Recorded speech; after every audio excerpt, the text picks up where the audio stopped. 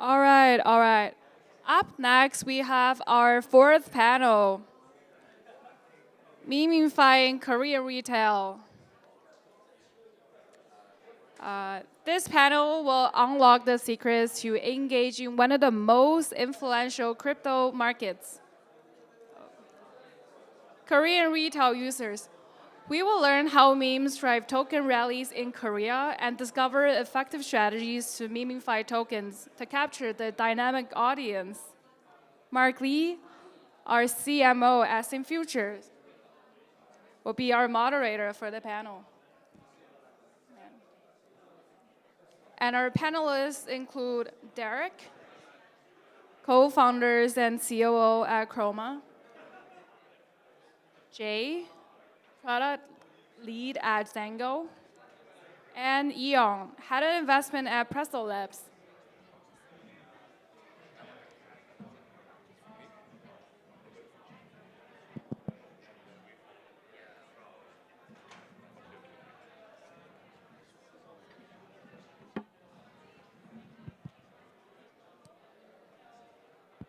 Well, was really excited to moderate this panel, because I'm Korean, but also because we're actually expanding into the Korean market right now. And it's one of the most common questions I get from projects once they find out that I'm Korean is how do we leverage the Korean market, right?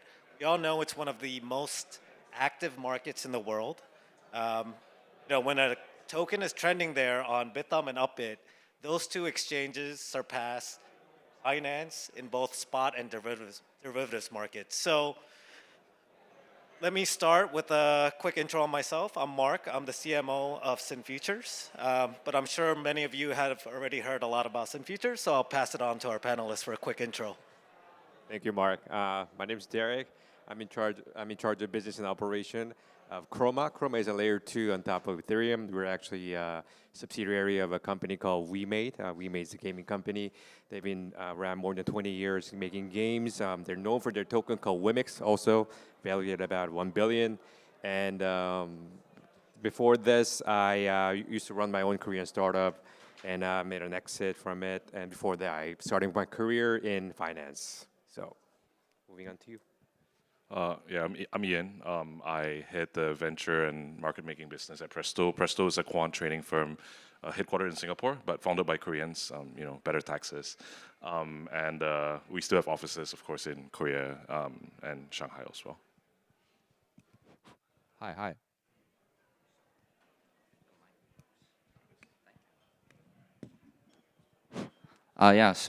Nice to meet you guys. Thanks for having me here. I'm Jay from Xangle. So I'm currently working as a product lead. What Xangle does is that it's sort of like a Korean Messari plus on-chain analytics on top of it. So we mainly introduce like solid firm projects to penetrate into the Korean market. And what I do at Xangle is that I recently started making this product called LiveWatch and ERP. So we try to provide like more transparent data in terms of tokenomics and circulating supply.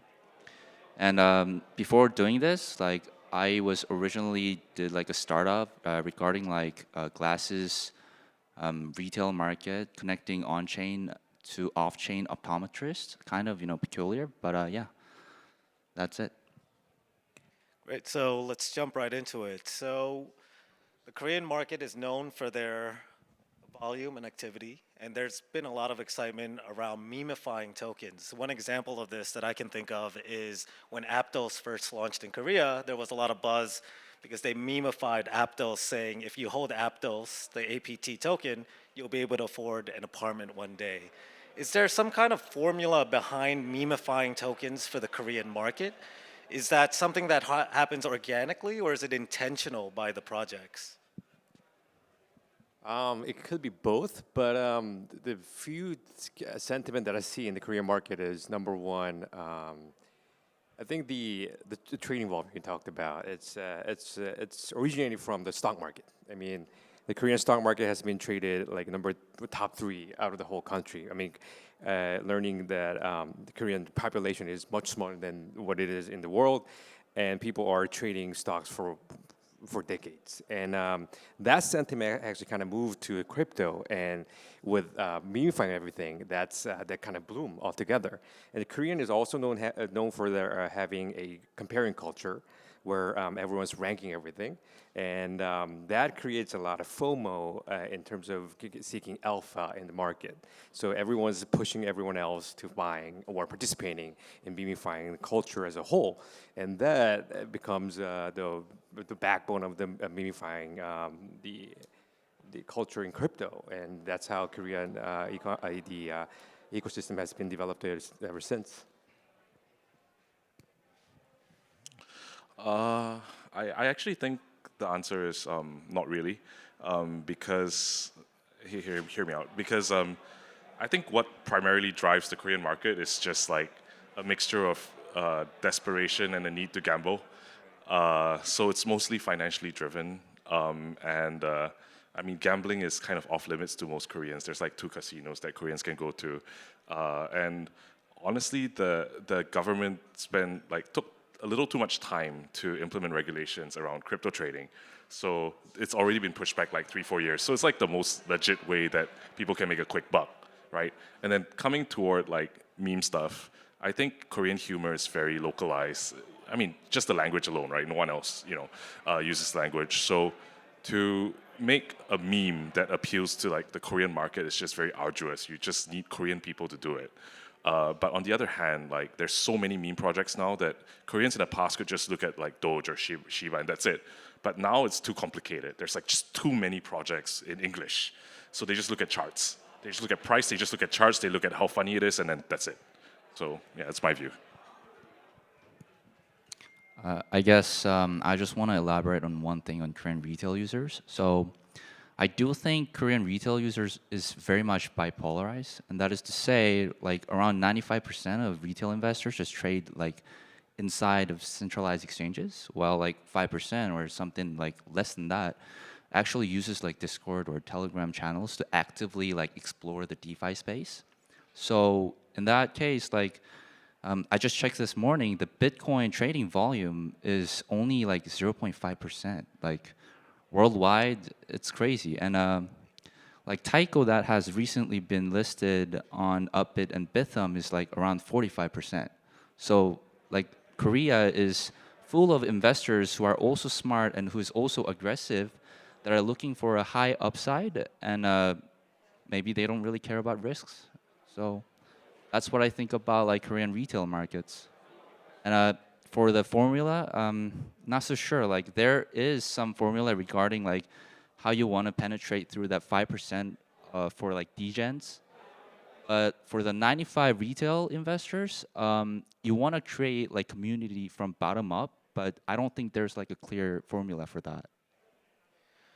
Yeah, what I find interesting, a follow-up question is, what I find interesting is that Koreans seem more active taking projects with tokens and memeifying that token versus trading pure meme coins like we see on like Pumped Out Fun or Solana. Is there a reason you guys think that might be the case? You mentioned most of the activity happens on sexes. Would that be why? Yeah, so when you see a meme on Twitter or Discord, like if you're that kind of person, then you would go on to Dex Screener probably, and you would want to like trade for the meme or the culture, but like central exchanges just don't have that pair. So I think that's the problem. Like documentation and the paperwork that the managers has to do like takes up weeks and weeks, but the memes move pretty fast, right?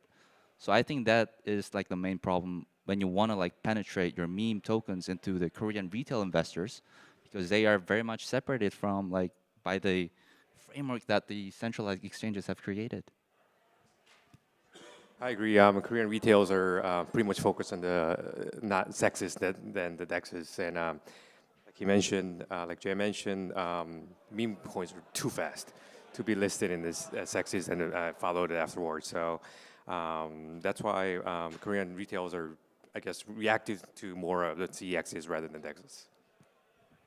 I think it's just an issue of sequence, and it's just how they consume information. And a lot of this information comes through secondary flows for Korean retail, right? They don't consume from primary sources. Yeah, so it's just the nature of like sequence and where information comes from. Yeah, it seems like this year it's been all about memes, right? We're starting at SynFutures, we're starting to lean into memes. We just deployed on Base, and we're going to support a bunch of meme pairs. Do you see this trend making its way over to Korea, or do you think the limiting factors that you guys mentioned will prevent it from getting full-blown adoption there? In terms of like this really degen meme trading that we see on platforms like Moonshot, Pump.Fun, or anything similar. I think there's certain limitations that Korean retail users face. Firstly, most of trading is on centralized exchanges, and maybe I mean you probably know, but all of them are plugged in and very carefully monitored by the national tax system. So there's just a very natural barrier to entry, and the only way to get the meme tokens into Korean won is through the centralized exchanges. So, you know, depends how the centralized exchanges funnel these things. That's the very practical answer I'm gonna give. I think Ian mentioned at one point that language barrier does set a bar for people to actually get the information from the primary resources that you meant, and that is there. I mean, and not everyone speaks perfect English, and not everyone understands the different cultures that's happening in English. So that's why they have to rely on centralized exchanges that actually have some sort of a screening process for them to actually understand totally. So now, I know Doge and Shiba are pretty well known in Korea, Pepe not so much. Are there any Korean native meme coins that are trending in Korea? I remember years ago on Clayton, there was Injalmi token, right? I think it's since died, but I'm just curious, is there something like fun and exciting in the Korean community right now? I wouldn't say like the meme coins in South Korea are really like meme coins. That's to say, like EOS is a meme coin in South Korea because it did not do anything to their project, but there are just so many investors that are, that invested too much on EOS, so they kind of trade it like a meme coin. So I do think because of like the barriers that we've mentioned, like localization, language barriers, and documentation, paperwork, like already listed projects that do not have much performance or milestones up ahead, like they become sort of meme coins, even like when they show like high volatility. Well, we're a stat art firm, so I'm not so familiar with like random meme coins in Korea.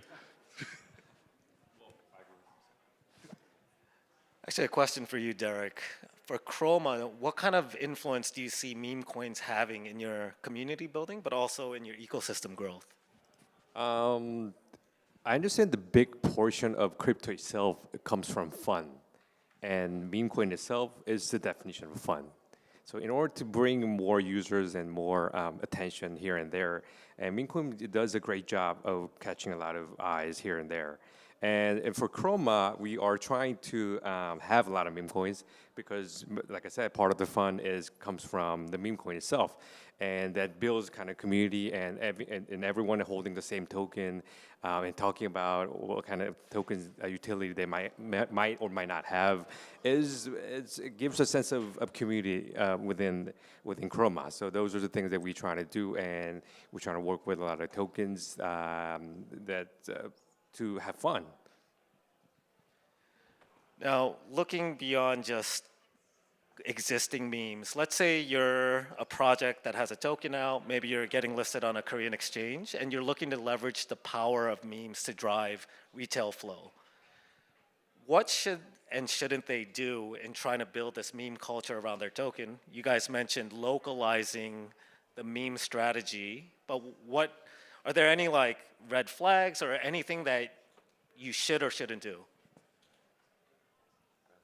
Well, I mentioned already, but assuming that everyone understands English, assuming that they accept the global culture there is, it's a big no-no.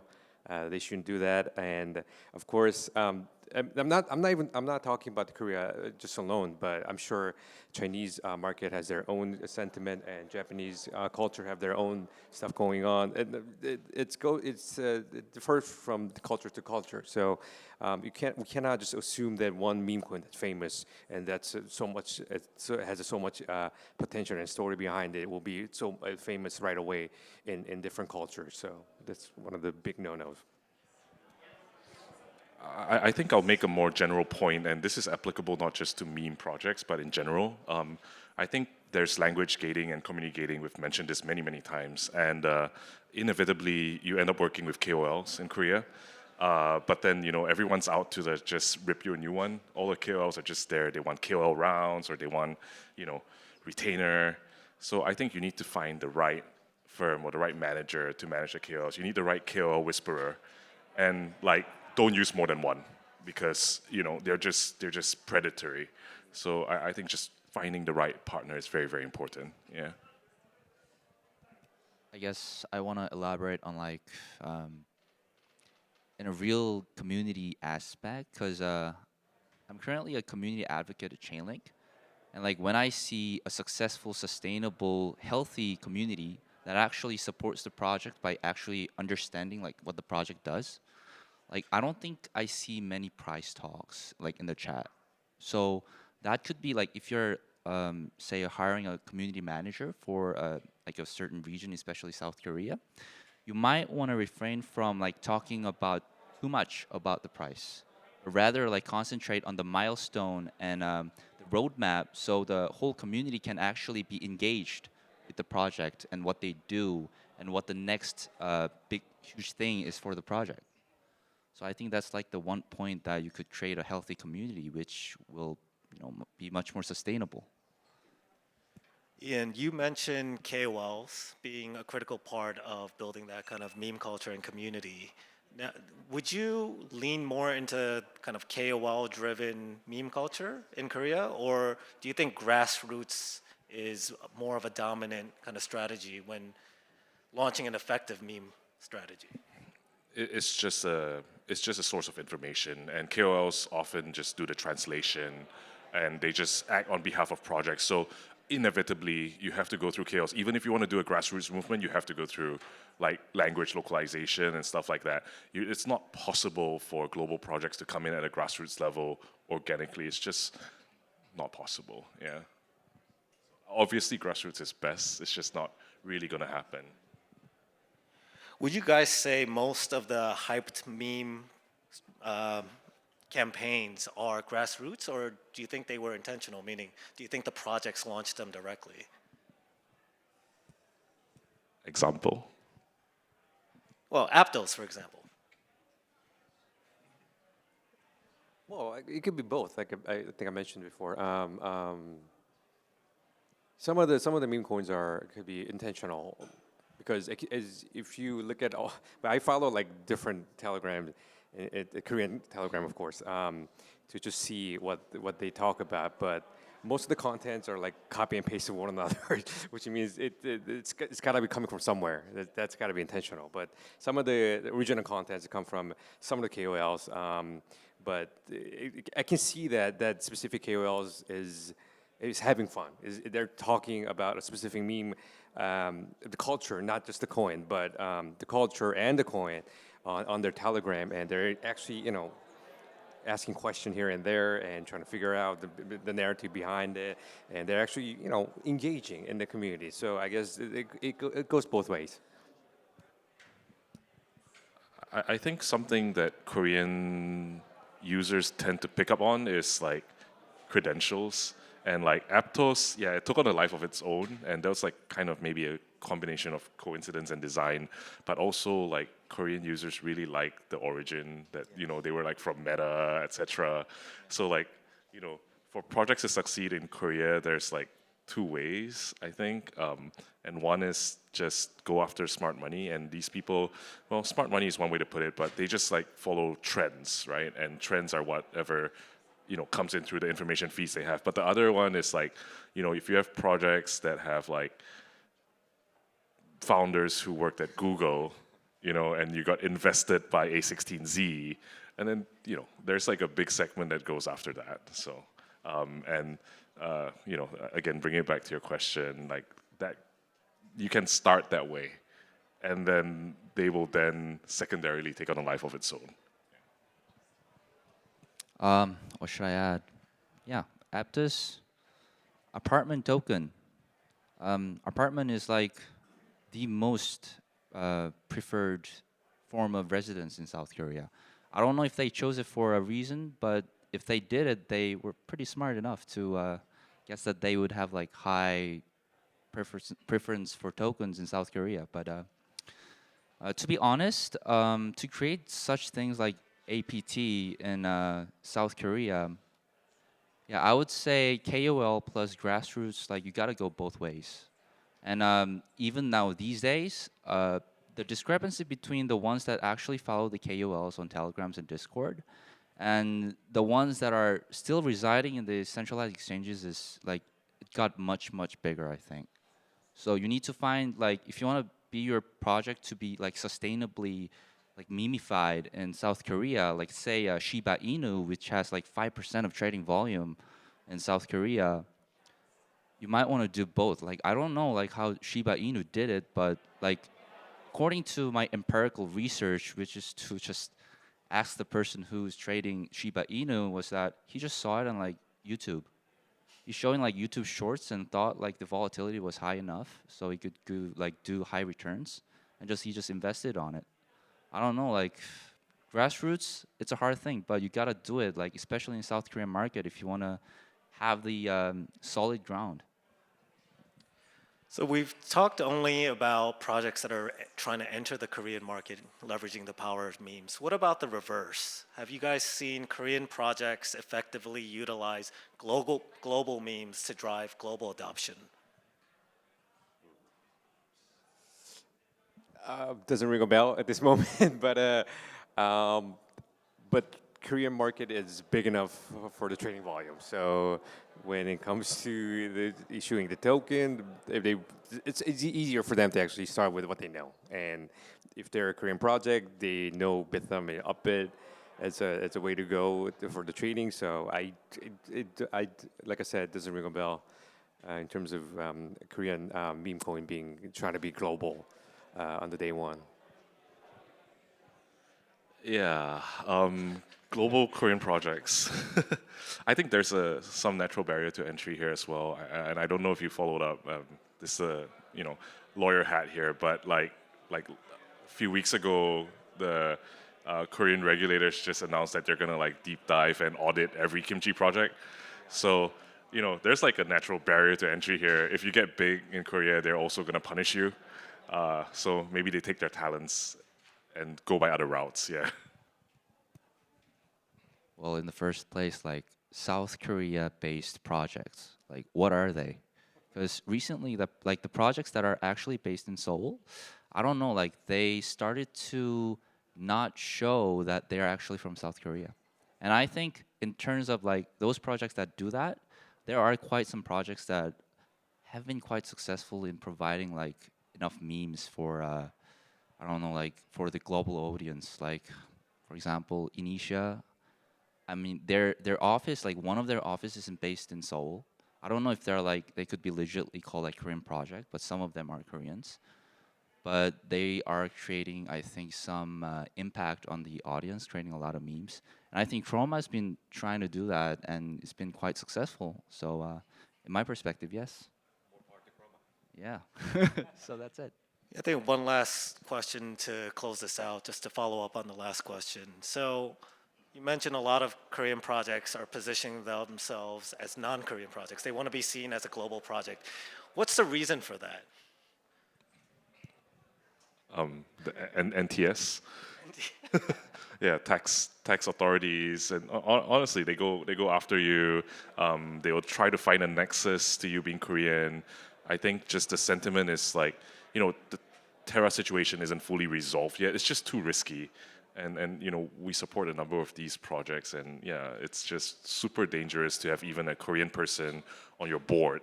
Any semblance of control, any nexus there. You just want like a back end office with like programmers and then the key people just spend time overseas, man. Yeah, it's not safe.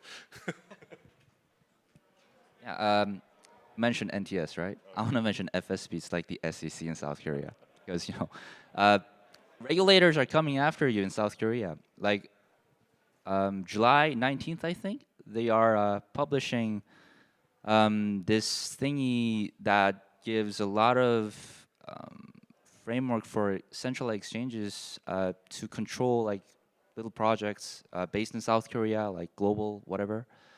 But Xangle is actually providing something for that. So if you got any questions, like just feel free to let me know after the panel session. Yeah.